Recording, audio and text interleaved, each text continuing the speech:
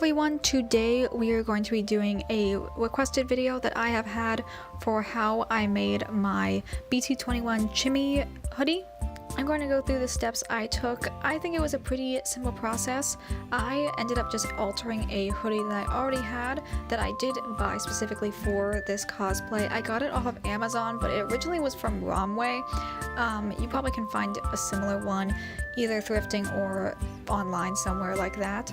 And then the materials that I used for the ears, I had just some random cotton like fleece type fabric that I used for the ears, a bit of polyfill stuffing, and some thread and pins, and then a template that I made based on sort of sizing the ears up to like my head when I had the hood on.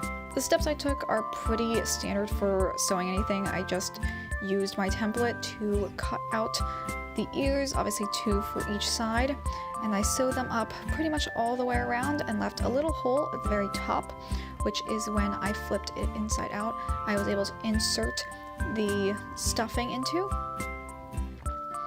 Then I went and closed it up by hand, and then from there I sort of figured out where on the hood I was going to place the ears once I had them sewn.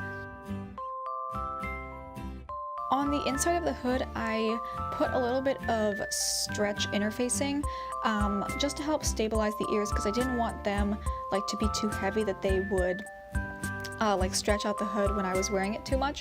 So I did put a little bit of that in there. And then from there, I just sort of hand sewed on the ears to the places that I had marked for where I wanted to put them. Those are pretty much the steps I took.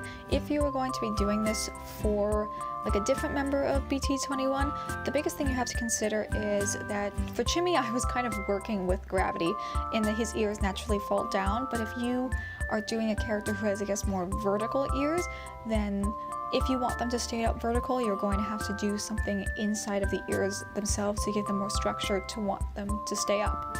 The best example I can give is obviously with Cookie.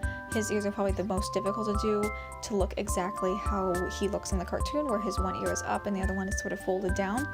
But the best way to do that is to use a bit of relatively thick wire that you can build into the ears when you attach them. Another thing is to give them a really solid base. So when you're designing the pattern of the ears, you want them to be more of like a cylinder, and then having like a circular piece at the bottom that you can use like a really thick interfacing or like a piece of cardboard in. So that way when it's on your head, it will sort of press naturally outward as opposed to wanting to flop like back and forth.